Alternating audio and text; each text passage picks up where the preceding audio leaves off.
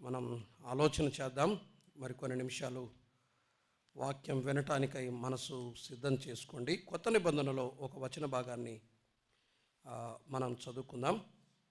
కొరింథీయులకు రాసిన మొదటి పత్రిక 16వ అధ్యాయంలో కొన్ని ఇంట్రెస్టింగ్ వర్సెస్, ఆసక్తి కలిగించే కొన్ని వచనాలు మనం ఈ మధ్యాహ్న కాలం వేళ మనం చదువుదాం. కొరింథీయులకు రాసిన మొదటి పత్రిక 16వ అధ్యాయం 15వ వచనం నుండి నేను చదువుతున్నాను. స్టెఫెను ఇంటివారు అకయ యొక్క ప్రథమ ఫలమై ఉన్నారనియు, వారు పరిశుద్ధులకు పరిచర్య చేయుటకు తమ్మును తాము అప్పగించుకొని ఉన్నారనియు మీకు తెలియను. కాబట్టి సహోదరులారా, అట్టివారికిని పనిలో సహాయము చేయుచు ప్రయాసపడుచు ఉండు వారికి అందరికీ మీరు విధేయులై ఉండవలనని మిమ్మను బతిమాలుకొనుచున్నాను. స్టెఫెను, ఫోర్మునాతు, అకాయికి అనువారు వచ్చినందున సంతోషించుచున్నాను. మీరు లేని కొరతను వీరు నాకు తీర్చి నా ఆత్మకును మీ ఆత్మకును సుఖము కలుగు చేసిరి గనుక అట్టి వారిని సన్మానించుడి. ప్రభు ఈ వచన భాగాలు, ఈ లేఖన భాగాలు మనందరి ఆత్మీయ క్షేమం కొరకై తన ఆత్మ ద్వారా దీవించి అనుగ్రహించునుగాక. కొత్త నిబంధనలో పౌలు రాసిన పత్రికలు ఇంచుమించు దాదాపుగా 14, హెబ్రీ పత్రికను మినహాయిస్తే 13 పత్రికలు. 13 పత్రికలలో లెంతి అంటే ఎక్కువ విస్తీర్ణం కలిగినటువంటి పత్రికలు, లేకపోతే ఎక్కువ అధ్యాయాలు కలిగినటువంటి పత్రిక, అందులో ఒకటి కొరింథీయులకు రాసిన మొదటి పత్రిక. రోమీయులకు రాసిన పత్రిక 16 అధ్యాయాలు ఉన్నాయి. కొరింథీయులకు రాసిన పత్రికలో కూడా 16 అధ్యాయాలే ఉన్నాయి. అయితే ఈ కొరింథీయులకు రాసిన పత్రిక ఎక్కడి నుండి రాస్తాడు అంటే ఎఫెస్ నుండి ఈ పత్రిక రాస్తాడు. ఎఫెస్ సంఘములో పరిచర్య చేస్తూ అక్కడ నుండి కొరింథీయులకు పత్రిక రాస్తాడు. ఎందుకు పత్రిక రాస్తాడు అంటే దానికి కారణం మొదటి వచనంలోనే చెప్పాడు. మొదటి అధ్యాయం 10వ వచనంలోనే చెప్తాడు. మీలో కలహములు కలవని క్లోయే ఇంటి వారి వలన నాకు తెలియవచ్చెను అని అక్కడ మొదలు పెడతాడు. సో ఎవరో క్లోయే అనే ఈ క్లోయే కుటుంబ సభ్యులు పౌలుకు సమాచారాన్ని ఇస్తారు. కొరింథీ సంఘంలో కలహాలు ఎక్కువైపోయాయి అని సమాచారాన్ని ఇస్తే ఆ సమాచారాన్ని తెలుసుకొని కొరింథీయులకు రాసిన మొదటి పత్రిక రాస్తాడు. మాత్రమే కాదు, వాళ్ళకు కొన్ని సందేహాలు ఉంటాయి. ఆ సందేహాలు కూడా అడుగుతారు. విగ్రహములకు బలిగా అర్పించిన వాటిని తినొచ్చా లేదా, వివాహం చేసుకోవచ్చా లేదా, ఇలాంటి కొన్ని ప్రశ్నలు అడుగుతారు. వాటికి ప్రశ్నలు కూడా ఈ పత్రికలోనే రాస్తాడు. మాత్రమే కాకుండా ఈ సంఘంలో ఒకడు వ్యభిచారం చేస్తున్నాడు అన్న సమాచారం పౌలుకు తెలుస్తుంది. అలాంటి వాడిని మీ సంఘంలో నుండి వెలివేయండి అని రాశాడు. గుర్తుపెట్టుకోండి, వ్యభిచార నేరము కింద పట్టబడిన వారిని వెలివేయటానికి సంఘానికి అధికారం ఉంది అని ఈ పత్రిక చెప్తుంది. అర్థమైందా? మీరెవరూ కాదు, సంఘానికి ఉన్నటువంటి అథారిటీ. ఎవరైనా వ్యభిచార నేరము చేసిన వారిని సంఘములో నుండి వెలివేసే అధికారము సంఘానికి ఉంది అనే విషయాన్ని గుర్తుంచుకోండి. అందుకనే కాస్త జాగ్రత్తగా ఉండాలని ప్రభునామమున మనవి చేస్తున్నాం. అందుకు ఈ పత్రిక రాస్తాడు. వ్యభిచార కారణాన్ని బట్టి ఈ పత్రిక రాస్తాడు. ఇంకా ఎందుకు రాస్తాడంటే యేసుక్రీస్తు తిరిగి లేవలేదు, యేసుక్రీస్తు తిరిగి లేవలేదన్న ఒక సందేహం. అసలు పునరుత్థానమే లేదు. ప్రాథమికంగా పునరుద్ధానం లేదు. భక్తులు మరలా లేవరేమో, పునరుద్ధానం అనేది లేదేమో అనే సందేహం ఉంటుంది వాళ్ళకి. లేదు, పునరుద్ధానం ఉంది అని కొరింథీయులకు రాసిన మొదటి పత్రిక 15వ అధ్యాయంలో దాన్ని గురించి వివరణ ఇస్తూ రాస్తాడు. వరాలను గురించి కన్ఫ్యూజన్ ఉంటుంది. కృపావరాలను గురించి ఎవరు మాట్లాడాలి, ఎవరు చెప్పాలి, ఎవరు ప్రసంగించాలని గలిబిలి ఉంటుంది. అయ్యా, ఒక పద్ధతిగా పద్ధతి పాటించండి, క్రమశిక్షణ పాటించండి. వరాలను ప్రభు ఎందుకు అనుగ్రహించాడో, ఎలా ఇచ్చాడో, ఏ వరాలు ఉన్నాయో వాటన్నిటి గురించి స్పష్టమైన సమాచారాన్ని ఇవ్వటానికి ఈ పత్రిక రాస్తాడు. అయితే ఈ పత్రికలో కొసమెరుపు అంటారు కదా, చివరిలో లాస్ట్లో ఒక మాట మాట్లాడతాడు. అదే మనం చదువుకున్న వచన భాగం. ఎవరిని గురించి రాస్తాడు అంటే స్టెఫెను ఇంటివారు. బాగా గుర్తుపెట్టుకోండి, అపోస్తుల కార్యముల గ్రంథములో ఉన్న 6వ అధ్యాయంలో ఉన్న స్టెఫెను ఈ స్టెఫెను ఒకటి కాదు. ఇక్కడ స్టెఫనస్ అని ఉంటుంది ఇంగ్లీష్లో, అక్కడ స్టీఫెన్ అని ఉంటుంది 6వ అధ్యాయంలో. అక్కడ స్టీఫెన్ అని ఉంటుంది, ఇక్కడ స్టెఫనస్ అని ఉంటుంది. ఇది జ్ఞాపకం పెట్టుకోండి. వీళ్ళిద్దరూ ఒకటి కాదు. ఆ స్టెఫెను వేరు, ఈ స్టెఫెను వేరు అనేది గుర్తుపెట్టుకోండి. పొరపాటున ఇద్దరు స్టెఫెనులు ఒకటే అనే అభిప్రాయానికి మాత్రం ఎప్పుడూ రావద్దండి. ఇద్దరు వేరు వేరు స్టెఫెనులు. ఓకేనా? రైట్, ఇది ఒకటి గుర్తుపెట్టుకోండి. ఇక్కడ మరొక సమాచారం మనకు అర్థం కావాలి. ఇది అర్థమైన తర్వాత వర్తమానంలోకి వెళ్ళిపోదాం. అకయ అని అంటాడు. అకయ అంటే ఏమో కాదు, గ్రీసు దేశం మొత్తాన్ని కలిసి అకయ అనేవారు. గ్రీసు ప్రాంతాన్ని అంతటిని కలిసి అకయ అనేవారు. అకయ అనే ప్రాంతంలో అంటే గ్రీసు దేశంలో మొట్టమొదట సువార్తను అంగీకరించినటువంటి కుటుంబం ఈ స్టెఫెను కుటుంబం. Very first. అందుకనే ప్రథమ ఫలం అని అంటాడు కదా, అక్కడ మీరు ప్రథమ ఫలమై ఉన్నారని అని అంటాడు. ప్రథమ ఫలం అంటే ఏంటి? ఒక విత్తనము పొలములో విత్తిన తర్వాత మొట్టమొదట పంట చేతికి వస్తుంది కదా, మొదటి పండు, మొదటి కాయ. కొంతమంది ఎవరైనా మనలో తెచ్చిస్తారు, అన్న మా చెట్టుకు కాల్సి మొదటి పండు అన్న తీసుకోండి అని. ఇద్దరు ముగ్గురు ఇచ్చినట్టు జ్ఞాపకం నాకు, మొదటి పండు అని. మొదటి పండు తీసుకోండి అని. ప్రథమ ఫలం. ప్రథమ ఫలం అంటే మొదటి కాపు, ఆ పొలములో పండిన మొట్టమొదటి కాపు. సువార్త అనే ఈ వ్యవసాయ క్షేత్రములో గ్రీసు దేశంలో మొట్టమొదటి ఫలం ఎవరు?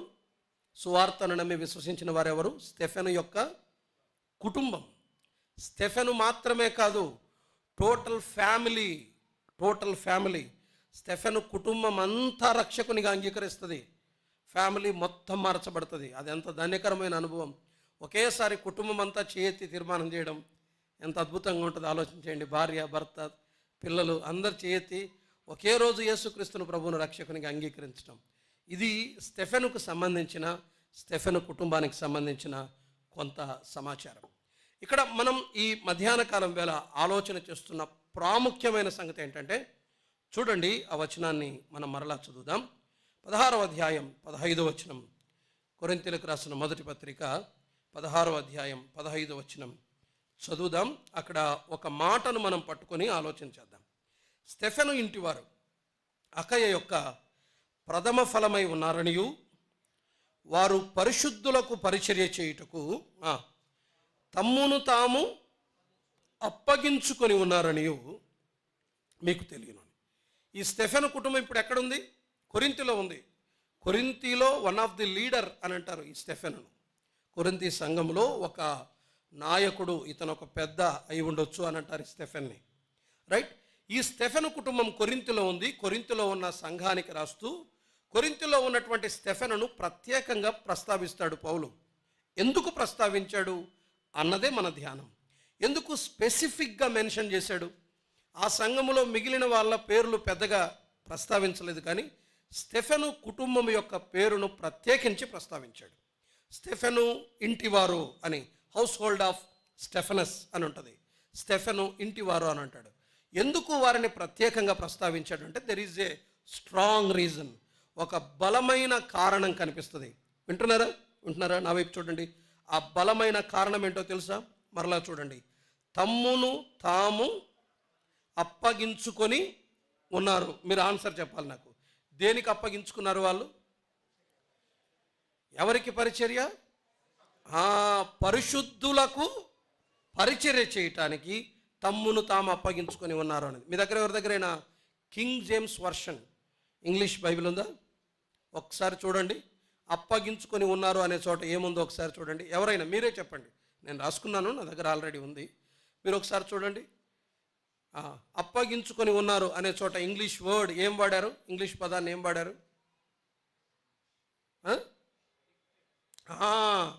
అడిక్టెడ్ అని ఉంటుంది, అడిక్షన్ అని ఉంటుంది. అడిక్టెడ్. అడిక్షన్ అంటే ఏంటి చెప్పండి? ఇప్పుడు మీకు ఈజీ అవుతుంది. అడిక్షన్ అంటే ఏంటి చెప్పాలి. అడిక్షన్ అంటే ఏంటి? బానిసలు. అడిక్షన్ అంటే వ్యసనం, మానుకోలేని వ్యసనం. ఇప్పుడు చదవండి ఎంత బాగుంటుంది వచనం. పరిశుద్ధుల కొరకు పరిచర్య చేయుటకు వారు ఏమయ్యారు? అడిక్ట్ అయ్యారు. అడిక్షన్ అంటే అర్థం ఏంటంటే మానుకోవటం చేత కాదుగా, దానికి వాళ్ళు టోటల్లీ అడిక్టెడ్, దానికి పూర్తిగా అడిక్షన్ అయిపోయారు. పరిశుద్ధులకు పరిచర్య చేయటం అన్నది స్టెఫెను ఇంటి వారికి ఏంటి చెప్పండి? వ్యసనం మానుకోలేరు. 2 రకాల అడిక్షన్స్ ఉన్నాయి. పాజిటివ్ అడిక్షన్స్ ఉన్నాయి, నెగిటివ్ అడిక్షన్స్ ఉన్నాయి.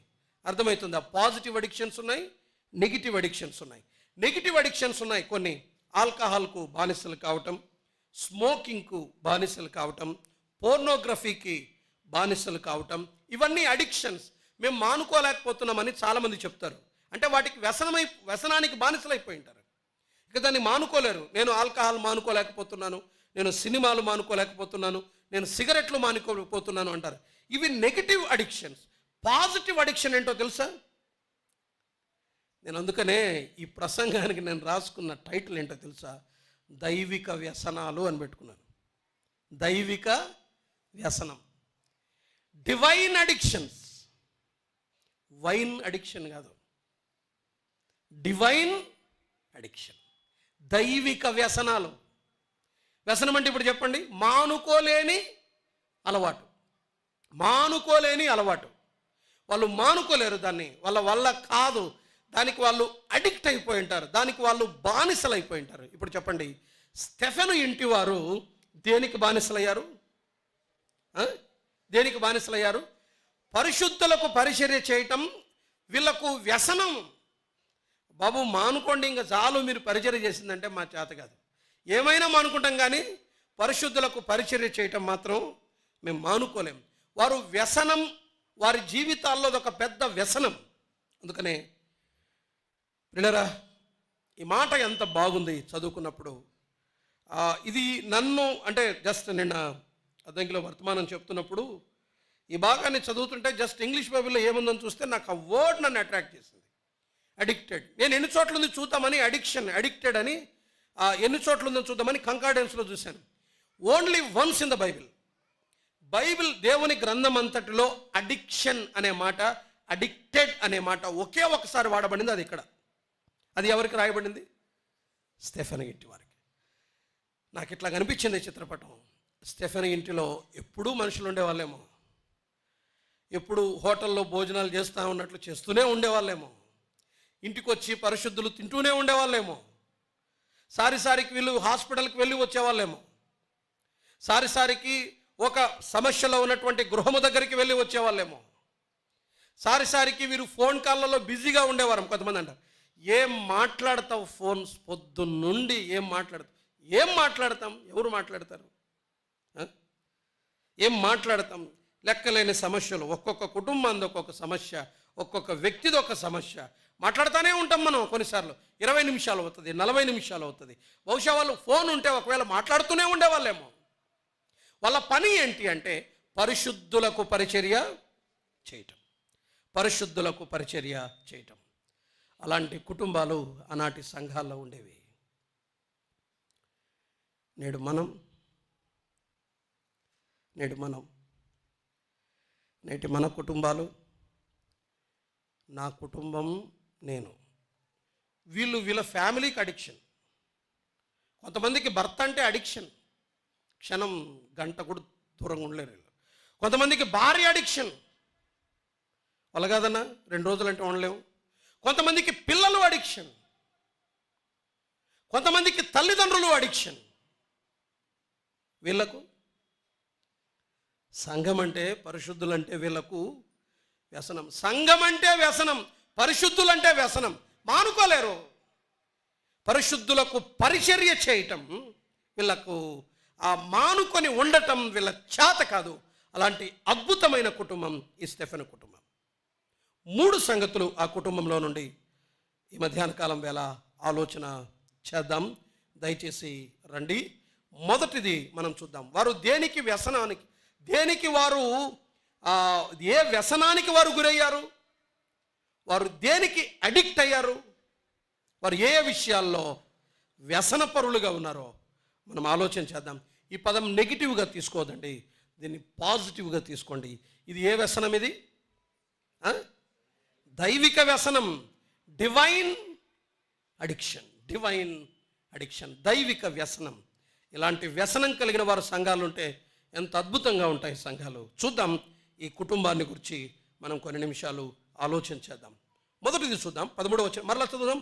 15వ వచనం, వారు పరిశుద్ధులకు పరిచర్య చేయుటకు తమ్మును తాము అప్పగించుకొని ఉన్నారని మీకు తెలియను అని అన్నాడు. కొంచెం ఈ వచనాన్ని కొంచెం అర్థం చేసుకుందాం. ఇలాంటి వచనమే మరొక చోట ఉంది, కొరింథీ 2వ పత్రికలో. ఒకసారి చూడండి, కొరింథీలకు రాసిన 2వ పత్రిక 8వ అధ్యాయం 5వ వచనం చూడండి. ఒకవేళ వారు పరిశుద్ధుల కొరకై తమను తాము అప్పగించుకున్నారంటే దానికంటే ముందు ఇంకొకటి జరిగింటది. 8వ అధ్యాయం 5వ వచనంలో చెప్తాడు.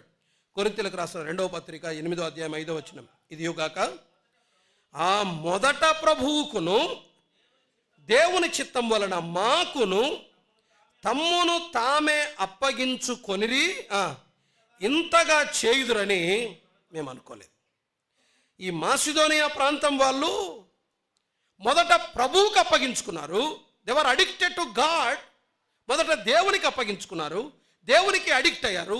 తర్వాత ఎవరికి అడిక్ట్ అయ్యారు చెప్పండి? మాకు అంటాడు. మాకంటే ఎవరు చెప్పాలి? మాకంటే ఎవరు? పరిశుద్ధులకు, దేవుని సేవకులకు, పౌలుకు, శీలకు, తిమోతికి. తర్వాత వీళ్ళకు అప్పగించుకున్నారు.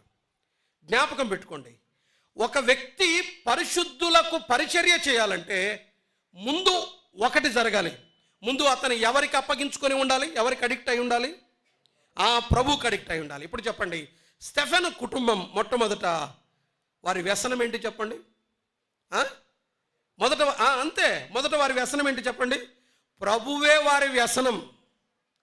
ప్రభువే వారి వ్యసనం. వారికి దేవుడు అంటే వ్యసనం. వారికి దేవుడు అంటే వ్యసనం. They were addicted to God.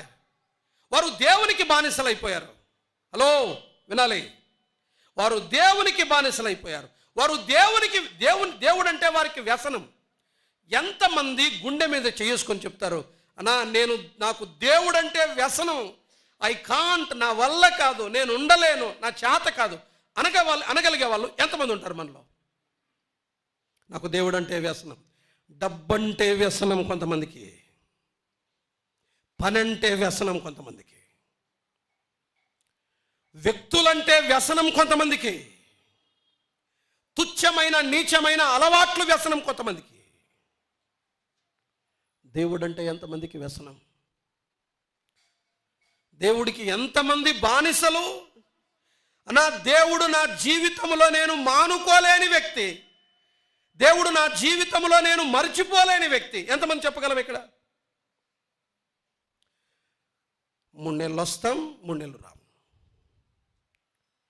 ఈ వారం కనిపిస్తాం, వచ్చే వారం కనిపించాం. 3 రోజులు వరుసగా 5 గంటలకు లేచి ప్రార్థన చేస్తాం, 30 రోజులు మళ్ళీ ప్రార్థన ఊసే ఉండదు. 2 రోజులు టెన్షన్గా కూర్చొని 4, 5, 6 అధ్యాయాలు చదివి ధ్యానం చేస్తాం, మళ్ళీ ఒక 10 రోజులు దాన్ని ఊసే ఉండదు. ఇది నేటి మన పరిస్థితి. దేవుడు అంటే వ్యసనం. చూద్దాం, చూడండి, కీర్తనల గ్రంథంలో ఒక కీర్తనకారుడు రాసిన మాటను మనం చదువుకుందాం. కీర్తనల గ్రంథం 84వ కీర్తన,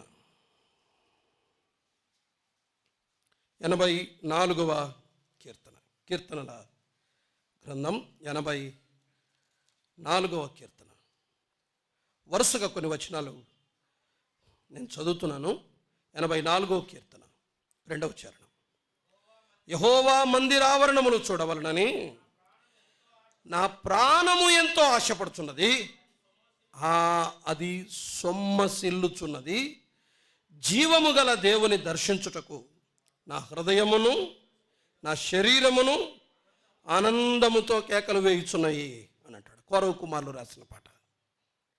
ఆయన మందిర ఆవరణములు చూడవలనని నా ప్రాణం, నా శరీరం, నా హృదయం కేకలు వేస్తున్నాయి.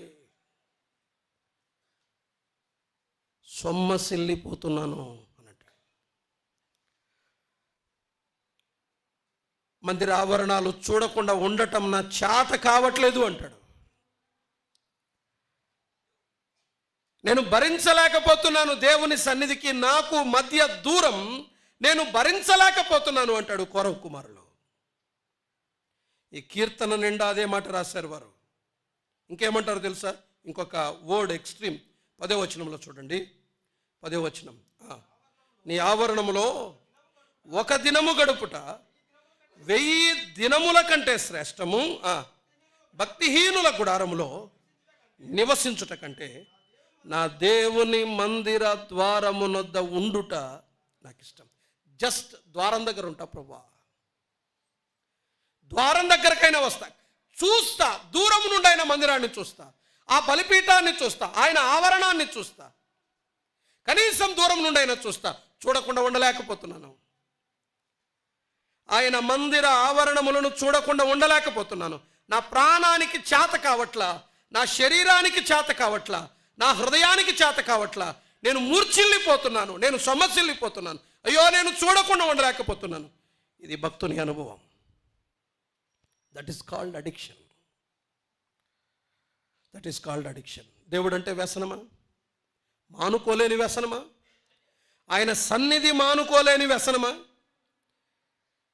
పిల్లరా, వారికి ప్రభు అంటే వ్యసనం. వారు ప్రభువుకు బానిసలు. దేవుడు మానుకోలేని, మరచిపోలేని, విడిచిపెట్టలేని వ్యక్తి వీరి జీవితాల్లో. నెలకొకసారి మారిపోయే నీకు, జీవితకాలం విడిచిపెట్టకుండా వెంబడించిన వీరికి ఎంత వ్యత్యాసం. క్షణ క్షణానికి మారిపోతాం, నెల నెలకు మారిపోతాం. ఈరోజు నా శక్తి రేపు ఉండదు. ఒక మాట అడుగుతాను, చెప్పండి, మీ పిల్లలపై ప్రేమ ఎప్పుడైనా తగ్గిందా? వాళ్ళు పుట్టినప్పటి నుండి. డబ్బుపై మీ ప్రేమ తగ్గిందా? ధనముపై నీ ప్రేమ తగ్గిందా?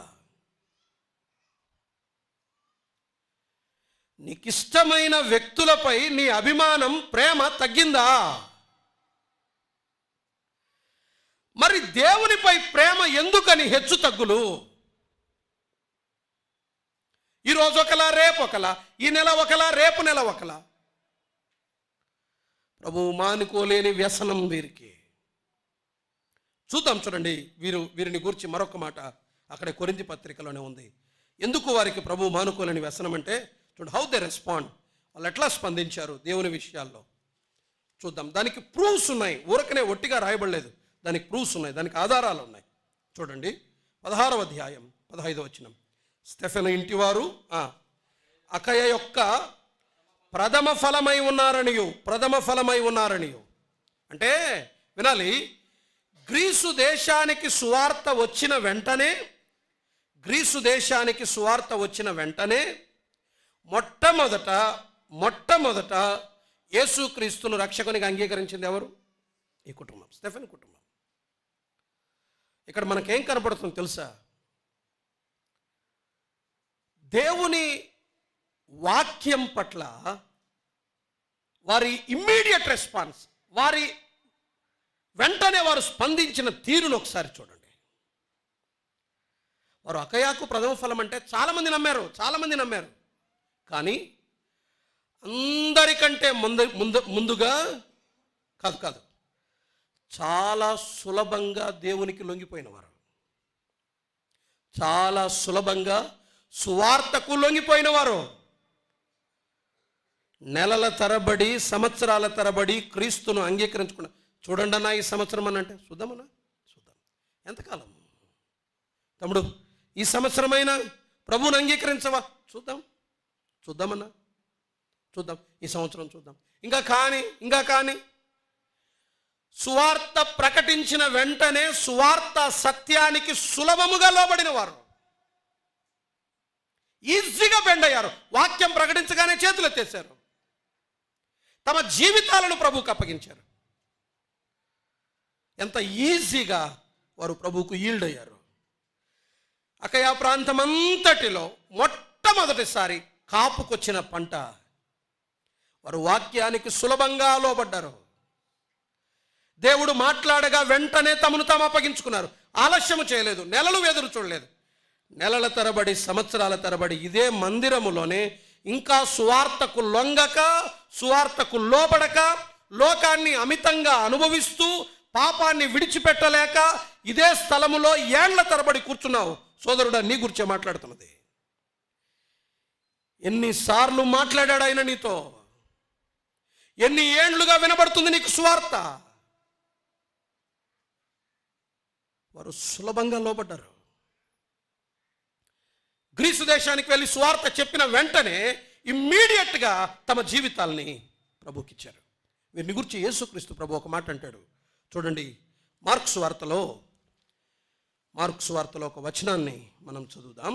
మార్కు సువార్త, వీళ్ళకొక పేరు పెట్టాడు ప్రభు. 4వ అధ్యాయం 8వ వచనం. 4:8 మార్కు సువార్త. కొన్ని మంచి నేలను పడెను, అవి మొలిచి పెరిగి పైరై 30 60 100 ఫలించెను. 20వ వచనంలో చూడండి.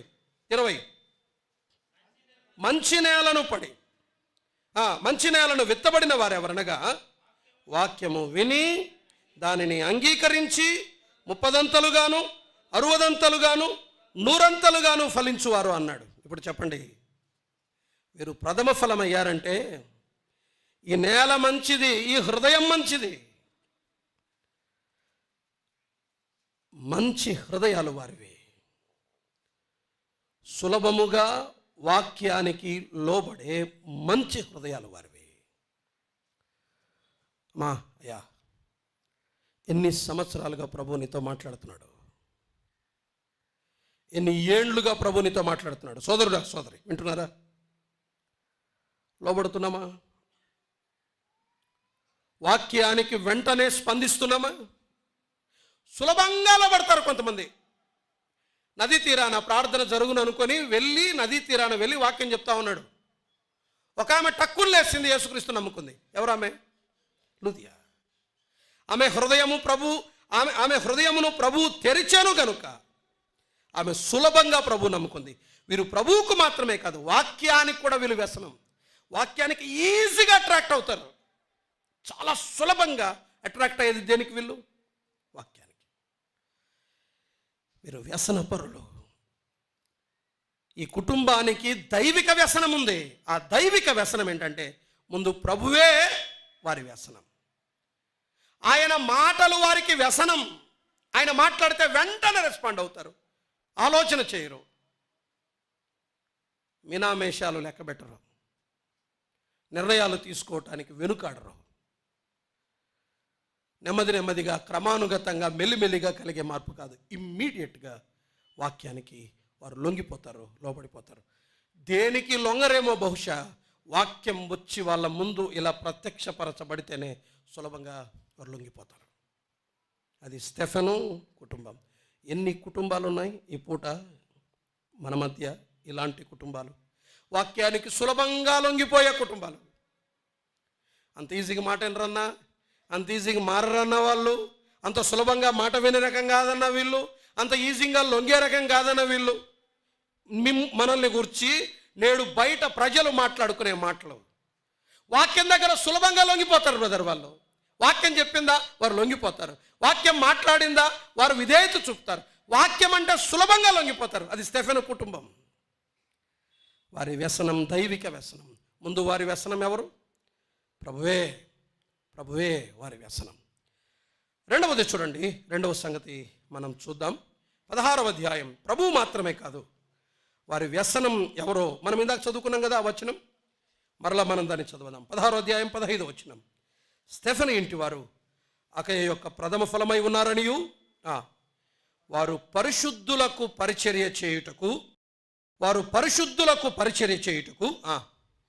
తమ్మును తాము అప్పగించుకొని ఉన్నారనియో మీకు తెలియను అన్నాడు. వారు పరిశుద్ధులకు పరిచర్య చేయుటకు తమ్మును తాము అప్పగించుకొని ఉన్నారు. ఇప్పుడు చెప్పండి, వారి వ్యసనం ఎవరు? పరిశుద్ధులే.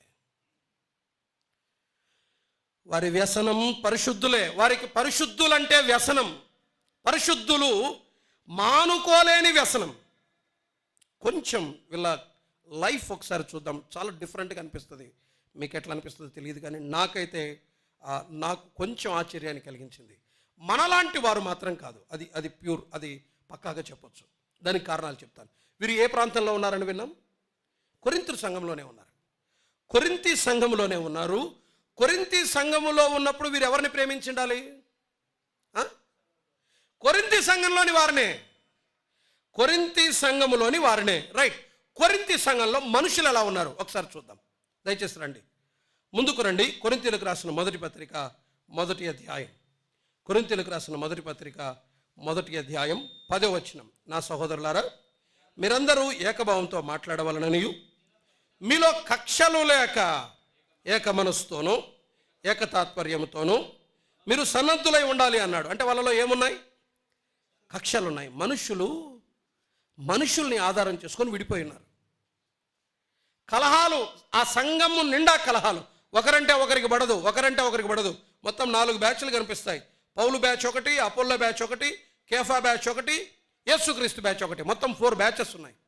ఈ బ్యాచ్ అంటే ఆ బ్యాచ్. మీ మాదిరే ఉంటున్నారా? ఈ బ్యాచ్లు ఉన్నాయి కొన్నిడా. మీ గురించే మాట్లాడుతుంది. ఈ బ్యాచ్ అంటే ఆ బ్యాచ్కి పడదు, ఆ బ్యాచ్ అంటే ఈ బ్యాచ్కి పడదు. మొత్తం 4 బ్యాచ్లు.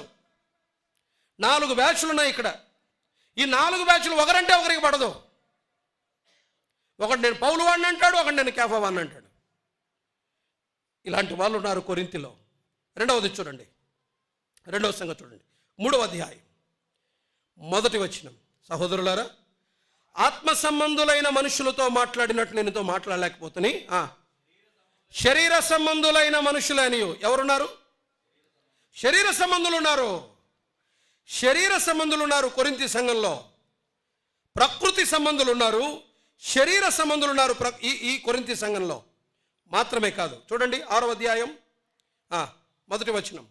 మీలో ఒకనికి మరి ఒకని మీద వ్యాజ్యం ఉన్నప్పుడు ఏమున్నాయి? వీళ్ళ మధ్య వ్యాజ్యాలు ఉన్నాయి, వివాదాలు ఉన్నాయి. ఒకరంటే ఒకరికి పడదు. వ్యాజ్యాలు వివాదాలు ఉన్నాయి, వ్యాజ్యాలు వివాదాలు ఉన్నాయి, కలహాలు ఉన్నాయి, గ్రూపిజం ఉంది, శరీరులు ఉన్నారు. ఇంకా చూద్దాం, ఇంకా ఎలాంటి వ్యక్తులు ఉన్నారు. 5వ అధ్యాయంలో వ్యభిచారం చేసిన ఒక వ్యక్తి ఉన్నాడు. ఇంకా ఎలాంటి వారు ఉన్నారు ఒకసారి చూడండి. 11వ అధ్యాయం లేకపోతే 14వ అధ్యాయానికి రండి. 14వ అధ్యాయం 27వ వచనం.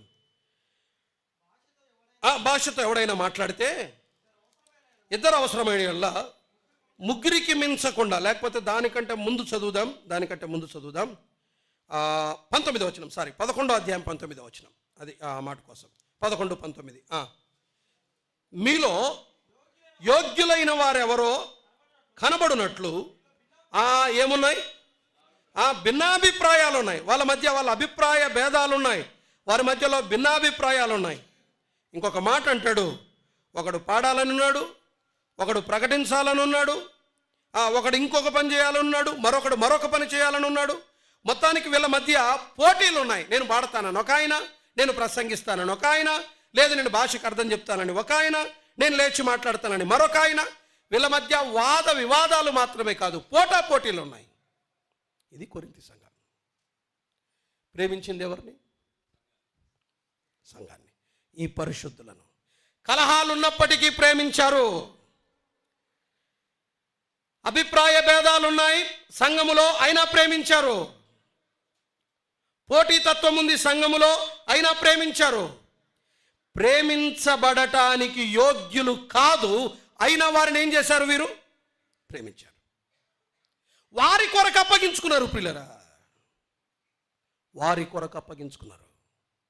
నీకు నచ్చకపోతే ప్రేమించవు. కసి, కోపం, కక్ష, భరించలేని ఓర్వలేనితనం, ఇది పరిశుద్ధుల లక్షణం కాదు కదా. అంత వ్యసనం, అంత కోపం, అంత కసి, అంత తీవ్రమైన కక్ష, భరించలేని కోపం, వదిలితే చంపేస్తారేమో అన్నట్లు. ఇది పరిశుద్ధుల లక్షణం కాదు కదా.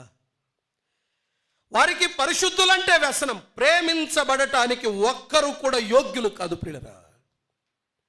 అయినా వారి కొరకు తమను తాము అప్పగించుకున్నారు. ఎవరు అడిక్టెడ్, చెడిపోయారు, మంచివారు కాదు, వారిని ప్రేమించారు. నా సంఘం అన్నా, మా సంఘం, మా కొరింథీ సంఘం యోగ్యులు కాదు కదా, నేను ప్రేమిస్తా. వివాదాలు ఉన్నాయి కదా, నేను ప్రేమిస్తా. పోటీలు ఉన్నాయి కదా, నేను ప్రేమిస్తా. అభిప్రాయ భేదాలు ఉన్నాయి, నేను ప్రేమిస్తా. పరిశుద్ధులంటే వ్యసనం. మానుకోండమ్మా, అలాంటి వాళ్ళని ప్రేమించేలా లేదు, నేను మానుకోలేను.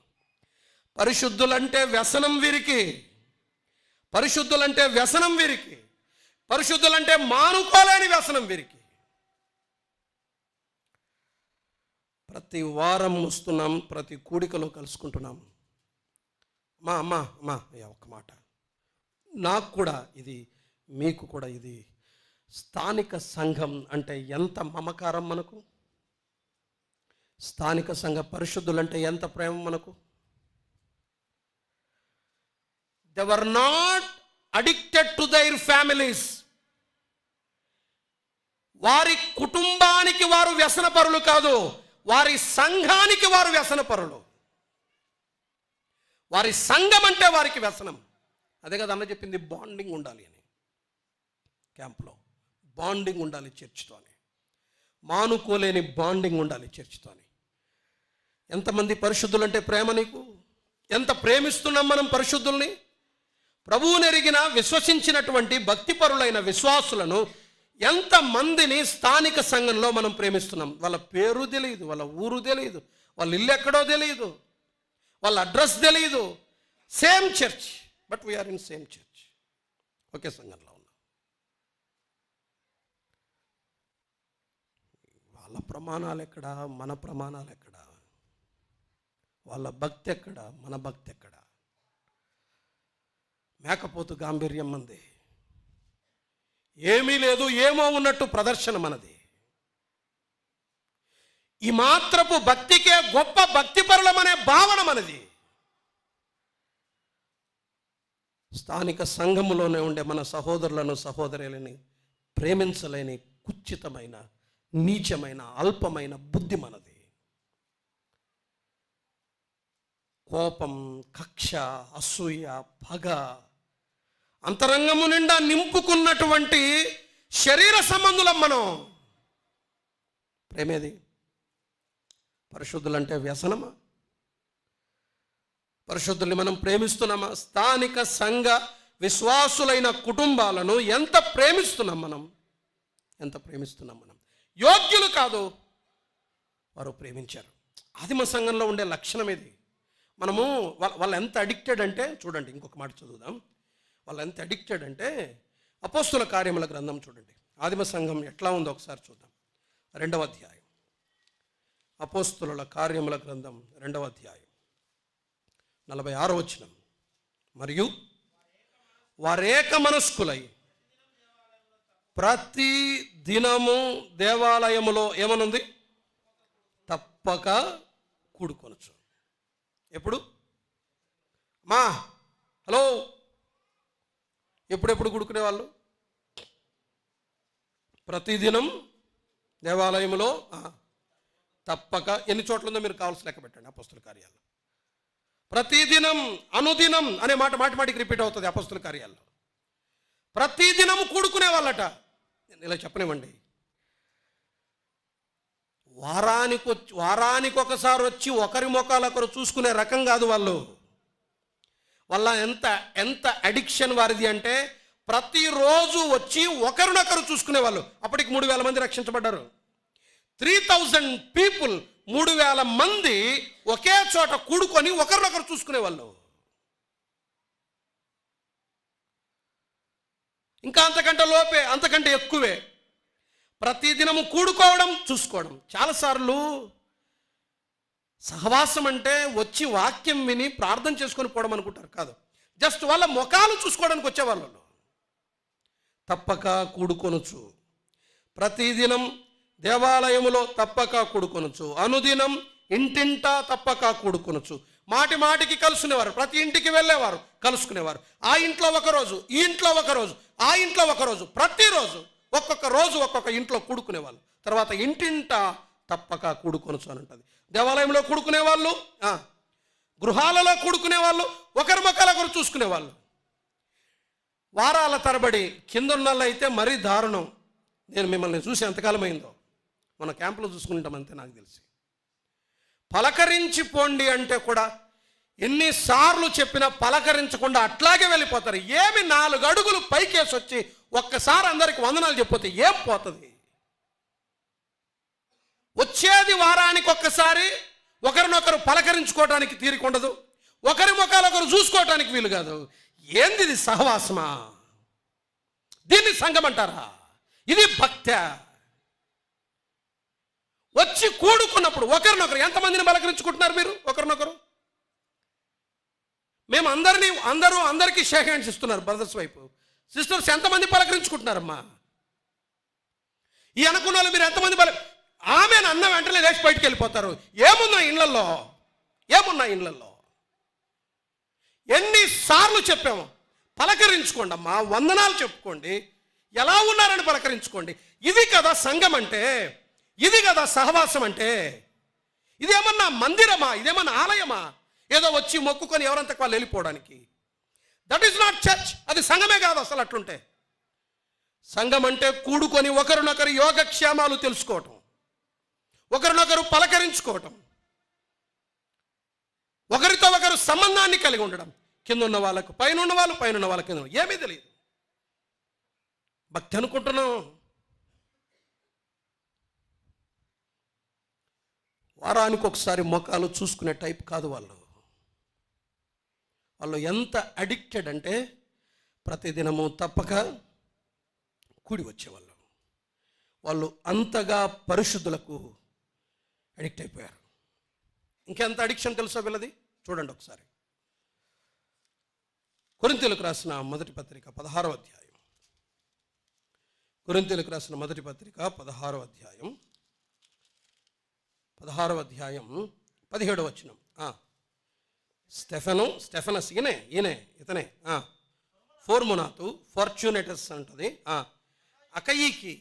అకాయికి అనువారు వచ్చినందున సంతోషించున్నాడు. ఎక్కడికి వెళ్ళారు వీళ్ళు? ఎక్కడి నుండి రాశాడన్నాడు పత్రిక పౌలు? ఎఫెసు నుండి. ఇప్పుడు వీళ్ళు ఎక్కడికి పోయినారు? ఎవరి దగ్గరికి? పౌలు దగ్గరికి వెళ్ళారు. వెళ్ళి ఏం చేశారు? ఏం చేయడానికి పోయారు? వీళ్ళు ఎఫెసు పౌలు దగ్గరికి. చూడండి కింద ఉంది. మీరు లేని కొరతను వీరు నాకు తీర్చి నా ఆత్మకును మీ ఆత్మకును ఏం చేశారు? సుఖము కలుగు చేశారు. నా ప్రాణానికి సుఖము కలుగు చేశారు. స్టెఫెను వెళ్ళాడు, ఫోర్మునాతు వెళ్ళాడు, అకయికి వెళ్ళారు.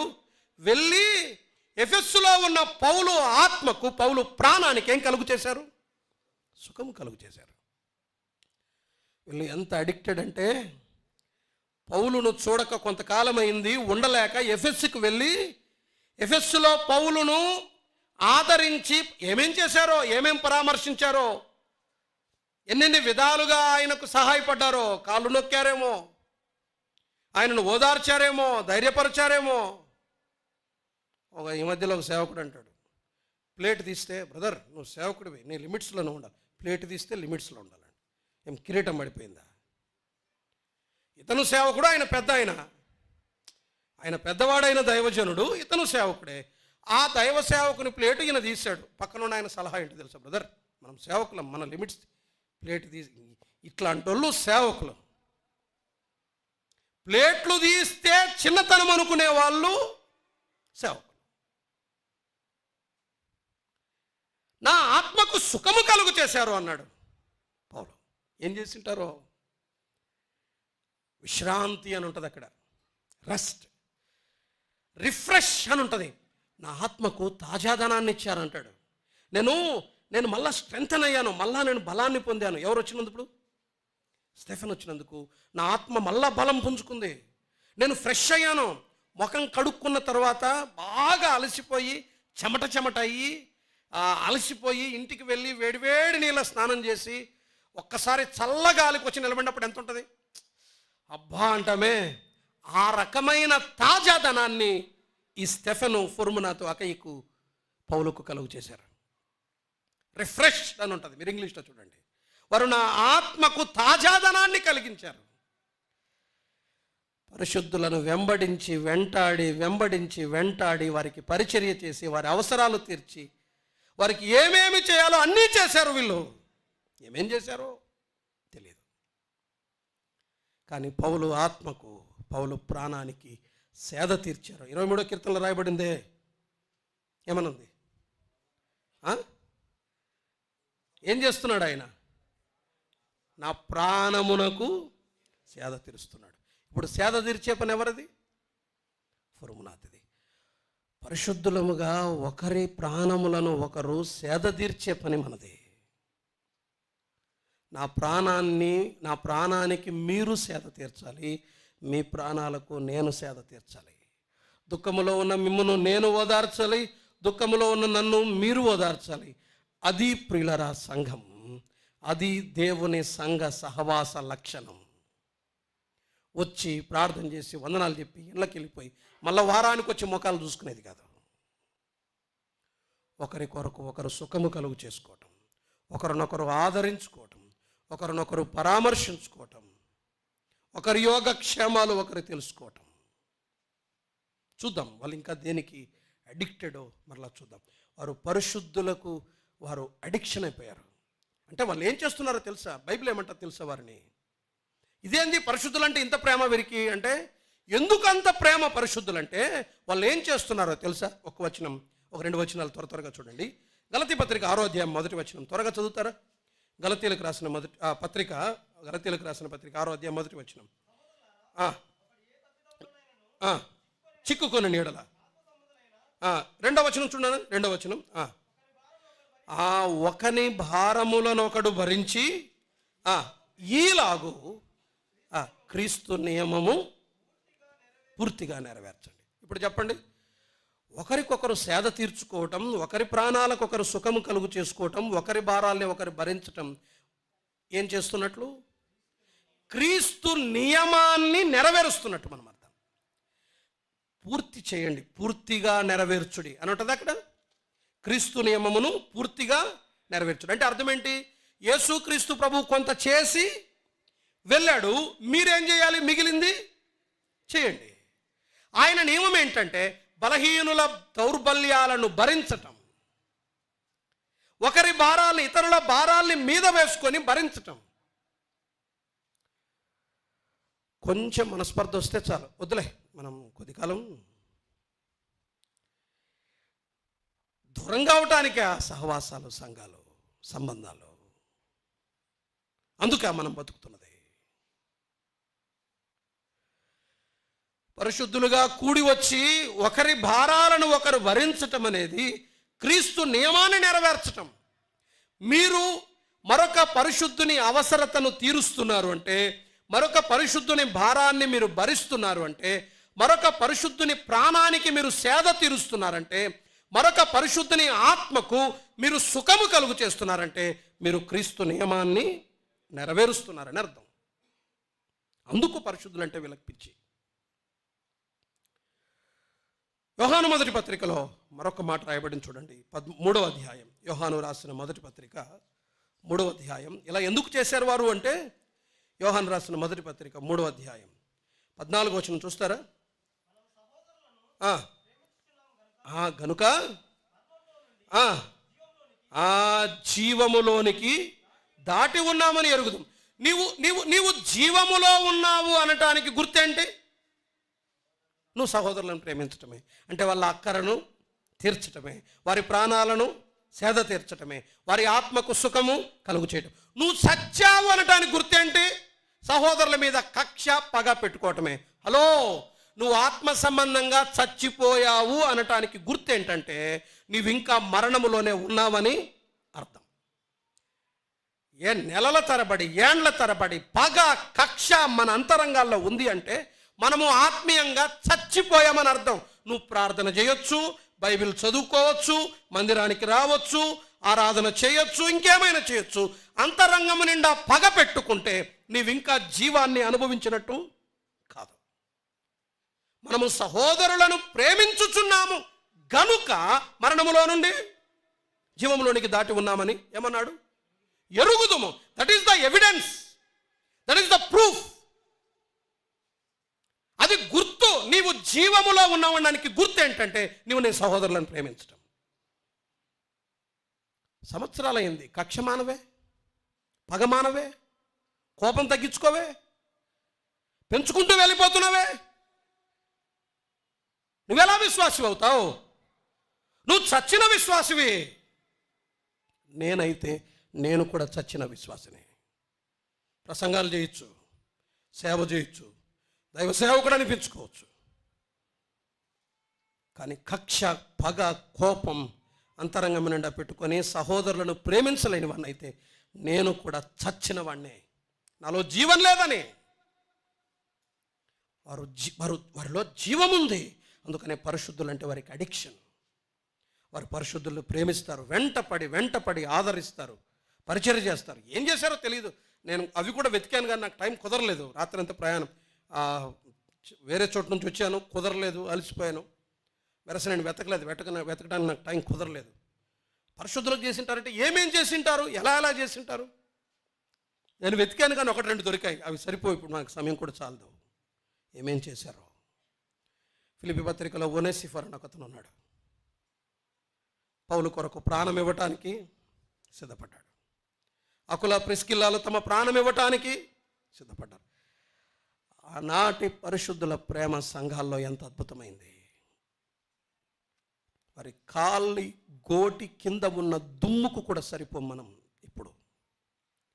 వారి ప్రేమలు ఎక్కడ, మన ప్రేమలు ఎక్కడ? వారి భక్తి ఎక్కడ, మన భక్తి ఎక్కడ? వారికి పరిశుద్ధులంటే వ్యసనం. 1 ప్రభు అంటే వ్యసనం, 2 పరిశుద్ధులంటే వ్యసనం, 3వది చూడండి, మరలా చదువుదాం. కొరింథీయులకు రాసిన మొదటి పత్రిక 16వ అధ్యాయం. కొరింథీయులకు రాసిన మొదటి పత్రిక 16వ అధ్యాయం 15వ వచనం మరలా చదువుదాం. స్టెఫెను ఇంటివారు అకయ యొక్క ప్రథమ ఫలమై ఉన్నారనియు వారు పరిశుద్ధులకు పరిచర్య చేయుటకు తమ్మును తాము అప్పగించుకొని ఉన్నారనియు మీకు తెలియను అని అన్నాడు. ఇప్పుడు చెప్పండి, వారు దేనికి వ్యసనం? అంతే, మీరు ఈజీగా చెప్పచ్చు, మీకు లైన్ దొరికింది కదా. 1 ప్రభువు, 2 పరిశుద్ధులంటే వ్యసనం, 3 పరిచర్య అంటే వ్యసనం. పరిచర్య అంటే వారికి వ్యసనం. పరిచర్య అంటే ఏంటి? అసలుకి పెద్ద సమస్య ఇది. పరిచర్య అంటే 2 kinds of ministries are there. 2 రకాల పరిచర్యలు ఉన్నాయి. ప్రాక్టికల్ మినిస్ట్రీ ఉంది, స్పిరిచువల్ మినిస్ట్రీ ఉంది. దీనికి 2 అర్థాలు ఉన్నాయి. ఎఫెసీయులకు రాసిన పత్రిక 4వ అధ్యాయం 12వ వచనం మీరు ఒకసారి చూస్తే అక్కడ ఒక మాట ఉంటుంది, పరిచర్య ధర్మము జరుగుటకు అనే మాట ఉంటుంది. పరిచర్య ధర్మము జరుగుటకు. పరిచర్య ధర్మము అనే చోట పర్ఫెక్ట్లీ అనే మాట వాడబడింది. అంటే అర్థం ఏంటంటే, దాని గ్రీక్ మీనింగ్ ఏంటంటే అడ్జస్ట్మెంట్ అని ఉంటుంది, అడ్జస్ట్మెంట్ అని ఉంటుంది. తర్వాత విరిగిన వాటిని అతికించటం అని ఉంటుంది. ఇంకొక చోట బిల్డింగ్ అని ఉంటుంది. 2 అర్థాలు ఉంటాయి. పరిచర్య అంటే ఏంటి చెప్పండి? విరిగిన వాటిని అతికించటం, సరిగా లేని వాటిని ఏం చేయటం? అడ్జస్ట్ చేయటం. 3వది ఏంటి? కట్టడం, బిల్డింగ్.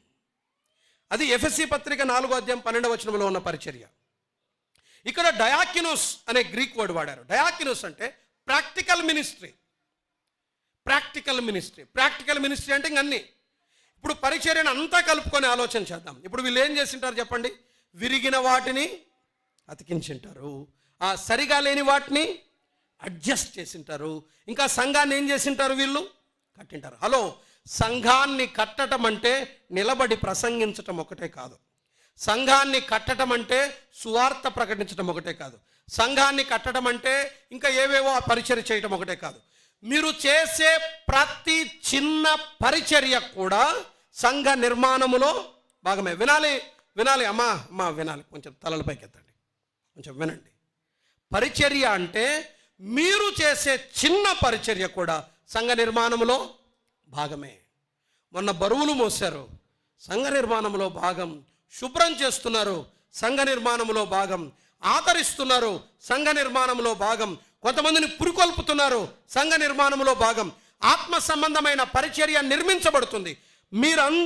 మేము అందరము కలిసి ఈ సంఘ నిర్మాణములో ఏమవుతున్నాం? భాగమవుతున్నాం. బాగ్గట్టే సేవకుడు ఒక్కడే కట్టాడు సంఘాన్ని. పెద్దలు ఒక్కటే కట్టరు సంఘాన్ని. మీరు చిన్న పరిచర్య చేసి మీరు కడతారు, వీళ్ళు కడతారు, వాళ్ళు కడతారు, అందరము కలిసి కట్టడమే సంఘం. కాలర్లు ఎగరేసి నాది సంఘం మాది సంఘం అని వేదికల మీద జబ్బలు తరుచుకుంటున్నారు చాలామంది సువార్థికులు, సేవకులు, పెద్దలు, నాయకులు. అందరము కలిసి కట్టే పనిది. ఇవి అడ్జస్ట్మెంట్, చిన్న చిన్న సర్దుబాట్లు, రిపేర్ చేయటం, విరిగిపోయినవన్నీ అతికించటం, కట్టుకుంటూ వెళ్ళటం. That is called ministry. అది పరిచర్య. ఆ పని చేశారేమో వీళ్ళు, ఈ స్టెఫెను ఇంటి వారు. పరిచర్య అంటే వీరికి వ్యసనం, పరిచర్య అంటే వీరికి వ్యసనం. ఇంకొక మాట, హలో కొంచెం మనసు పెట్టినండి. స్టెఫెను ఇంటి వారు గ్రీసు దేశములోనే మొట్టమొదట రక్షించబడ్డ వాళ్ళు. అంటే స్పిరిచువల్లో వీళ్ళెవరు? సీనియర్స్, అంతేనా లేదా? కొంచెం సీనియారిటీ వస్తానండి, ఏయ్ తమ్ముడు రా. ఎందుకని? సీనియర్. సీనియర్ ఇప్పుడు చేయడు. సీనియర్ ఏం చేస్తాడు? చెప్తాడు అంతే. ఒకవేళ ఈ సీనియర్కి చెప్పామనుకో, నాకు చెప్పినాడన్నా, నాకు చెప్పినాడు పిల్లోనికి తెలియదు, ఎవరితో ఎట్లా మాట్లాడాలో తెలియదు, ఎవరితో ఎట్లా ప్రవర్తించాలో తెలియదు. వీరు మొట్టమొదట నమ్ముకున్నవారు ఇంకా ఏం చేస్తున్నారు? పరిశుద్ధులకు పరిచర్య. కాళ్ళు గడిగే పని, కాళ్ళు ఒత్తే పని, గాయాలకు లేపనము రాసే పని, ఆదరించే పని, పరామర్శించే పని, గడ్డం పట్టుకొని మందిరానికి రాకపోతే బ్రతిమలాడే పని. ఎప్పుడో నమ్ముకున్నారు ఈ చిన్న పని. మనం ఒక స్థాయికి వచ్చే లోపల అయిపోయాం. రైట్. వీళ్ళు పోటీలు ఉన్నాయి ఇక్కడ కొరింథీ సంఘంలో. నేను పాడాలంటే ఇంకొకటి, ఈ పాడేవాడిని వెనకలాగి నేను పాడాలని ఇంకొకటి లాగుతున్నాడు. మీరు చూడండి కావలిస్తే ముందు అధ్యాయాల్లో 11, 12, 13 అధ్యాయాల్లో పోటీ ఏంటంటే నేను పాడాలని ఒక ఆయన పరిగెత్తున్నాడు. లేదు నేను చెప్పాలని ఇంకొక ఆయన పరిగెత్తున్నాడు. ఇంకొక ఆయన నేను భాషలు మాట్లాడాలని ఇంకొక ఆయన పరిగెత్తున్నాడు. నేను అర్థం చెప్పాలని మరొక ఆయన పరిగెత్తున్నాడు. అందుకనే పోలంటాడు, కొంచెం ఆగండి అబ్బా, మర్యాదగా క్రమంగా చేయండి అని అప్పుడే చెప్పేది ఆ మాట. సమస్తము మర్యాదగా క్రమంగా. పోటీ. వీళ్ళంతా దీనికోసం పోటీ పడుతుంటే ఈ స్టెఫెను కుటుంబం, మీరు బోధల కోసం, భాషల కోసం, వర్తమానాల కోసం, పాటల కోసం మీరు పోటీ పడండి. పోటీ లేని పరిచర్య ఒకటి ఉంది. నిన్ను ఎవ్వరూ లాగరు అక్కడికి వస్తే. పరిశుద్ధులకు పరిచర్య చేయటం. కొన్నిసార్లు పిల్లలు చెప్పులు అందించినప్పుడు కూడా నాకు చివుకుమంటది. అట్లా లోపలు ఉంటాయి, మనమేమో అందుకోలేము. తెలుసు కదా మనం ఎందుకు అందుకోలేము. ఆ డెస్క్ కిందకి పోయేవి. తర్వాత అనిపిస్తుంది, వాట్ ఈజ్ రాంగ్? ఇప్పుడు నేను ఒక సహోదరుని చెప్పులు తీసుకొని చేత్తో అందిస్తే ఏం పోతుంది? What's wrong? తప్పేం కాదు కదా. నేను మరొక సహోదరునికి సంబంధించిన పని చేస్తే తప్పేం కాదు కదా. మీరు వాళ్ళ ఇంట్లో ఒక పని చేస్తే తప్పేం కాదు కదా. సొంత పనులు, ఇప్పుడు మీ ఇంట్లో పని మరొక సహోదరుని ఇంట్లో మరొక సహోదరుడు పనులు చేసుకుంటే తప్పేం కాదు కదా. మరి తప్పనే భావన ఎక్కడి నుంచి వచ్చింది మనకి? బ్యాగు పట్టుకుంటే తప్పు, చెప్పులు మోస్తే తప్పు, కరెంటు బిల్లు కట్టొస్తే తప్పు, పక్కింటి వాళ్ళకి సహాయం చేస్తే తప్పు, మనం చిన్నతనం అనే భావన. అది పరిశుద్ధుల పని. పరిశుద్ధులకు పరిచర్య చేయటానికి తమ్మును తాము అప్పగించుకున్నారు. They were addicted. వాళ్లకు పరిశుద్ధులకు పరిచర్య చేయకుండా ఉండకపోతే ఉండలేరు. వాళ్ళ చేత కాదు. ఎవరి కోరిక పరిచర్య చేస్తూ ఉండాలి వాళ్ళకి. నేను అద్దంకిలో ఉన్నాం, నాతో పాటు ఇద్దరు మన సోదరులు కూడా వచ్చారు. చెప్పాల్సిన అవసరమే లేదు. మనకిది మెటబాలిజం దెబ్బతినింది, అరగదు. తినాలి అనుకున్న దినాల్లో దొరకలా, తిందాం అనుకునే సమయానికి దొరుకుతున్నాయి, అంగీకరించట్లేదు నా స్టమక్.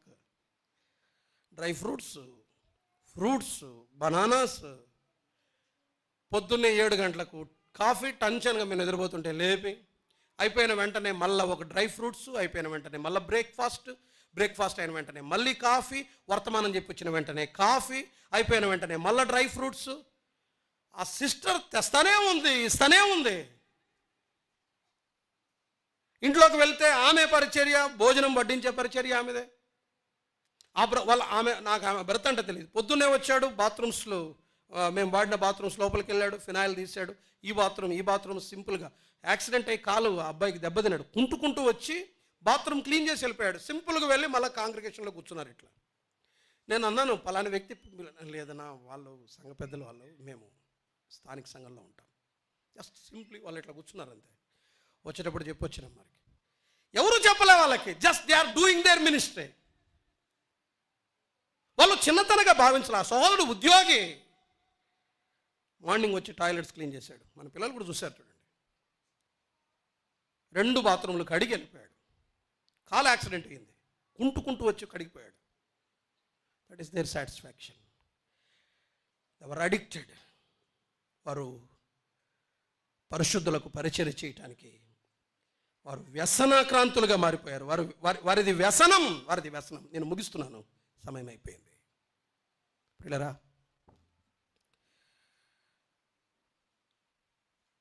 ఎప్పుడైనా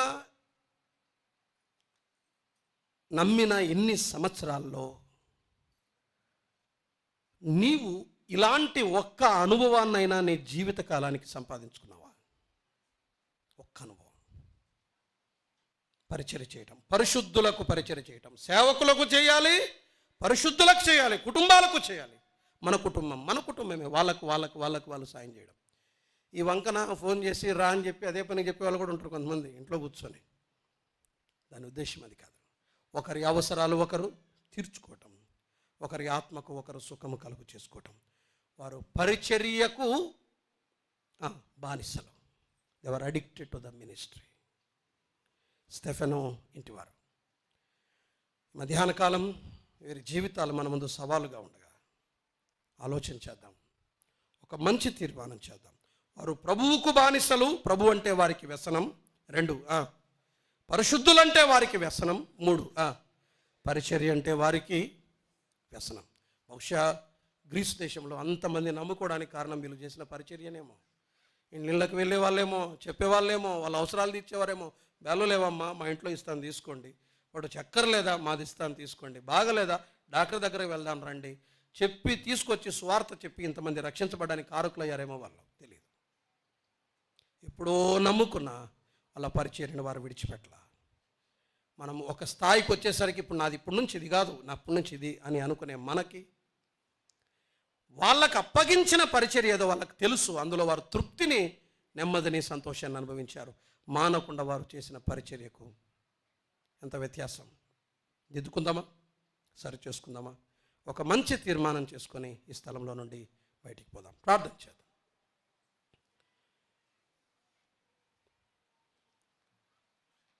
విని వెళ్ళిపోవటం కాదు పిల్లరా, మేక్ ఏ డెసిషన్. ఒక మంచి తీర్మానంతో బయటికి వెళ్దాం. సంఘం అంటే వచ్చి వెళ్ళిపోయేది కాదు. పరిశుద్ధులుగా ఒకరి ముఖాలు ఒకరు చూసుకొని పలకరించుకోవటం, పరామర్శించుకోవటం. ప్రార్థన చేద్దాం. పరిశుద్ధులమైన తండ్రి, మేము స్తుతిస్తున్నాం. ఈ మధ్యాహ్న కాలం మా ఎదుటికి తెచ్చిన ప్రతి మాట కొరకై మీకు స్తోత్రం. లేఖనం దుష్టుడు ఎత్తుకొని పోకుండా మా హృదయాల్లో ఫలించడానికి సాయం చేయండి. సంఘానికి దీవెనకరంగా చేయండి. మా కుటుంబాలను ప్రేమించడంలో రద్దీగా ఉన్నాం. మా బంధువులను, రక్త సంబంధికులను ప్రేమించడంలో రద్దీగా ఉన్నాం. కానీ సంఘాన్ని గురించిన ఆలోచన లేకుండా బ్రతుకుతున్నాం. దాన్ని మేము భక్తిపరులం అనుకుంటున్నాం. కానీ స్టెఫెను కుటుంబం తమను తాము వారు అప్పగించుకొని వారు చేసిన పరిచర్య, వారు మీకు, పరిశుద్ధులకు, పరిచర్యకు వారు బానిసలుగా మారిపోయారు. మీరన్నా, పరిశుద్ధులన్నా, పరిచర్య అన్నా వారికి వ్యసనం. ప్రభువా, మమ్మను అలాగున చేయండి. మాకును అట్టి మనస్సు ఇవ్వండి. అహాన్ని, అతిశయాన్ని మా అంతరంగాల్లో నుండి తీసివేయండి. పరిశుద్ధుల పాదాల వరకు వెళ్ళి పరిచర్య చేసే మనస్సు మాకు దయచేయండి. యోగ్యులు కాకపోయినా ప్రేమించే మనసు మాకు ఇవ్వండి. వెంటపడి ఆదరించి పరిచర్య చేసే మనసు మాకు దయచేయండి. మమ్మల్ని అలాగున చేయమని, మిమ్మల్ని మరి ఎక్కువగా ప్రేమించటానికి, మీరంటే విడిచిపెట్టలేనంత ప్రేమను మేము కలిగి ఉండటానికి మీ కృపనిమ్మని. పదవులు, ప్రసంగాలు, నాయకత్వాలు వీటి వెంట కాకుండా ఆ చిన్న పని, మీరు మాకు అప్పగించిన పనిని గట్టిగా పట్టుకొని మరణం వరకు దాన్ని నమ్మకంగా చేయటానికి మాకు మనసిమ్మని. చదివి వెళ్తున్న మాపై ఈ మధ్యాహ్న కాలపు దీవెన ఆశీర్వాదాలు అనుగ్రహించి పంపమని క్రీస్తు యేసు నామమున స్తుతించి ప్రార్థన చేస్తున్నాం మా పరమ తండ్రి. ఆమేన్.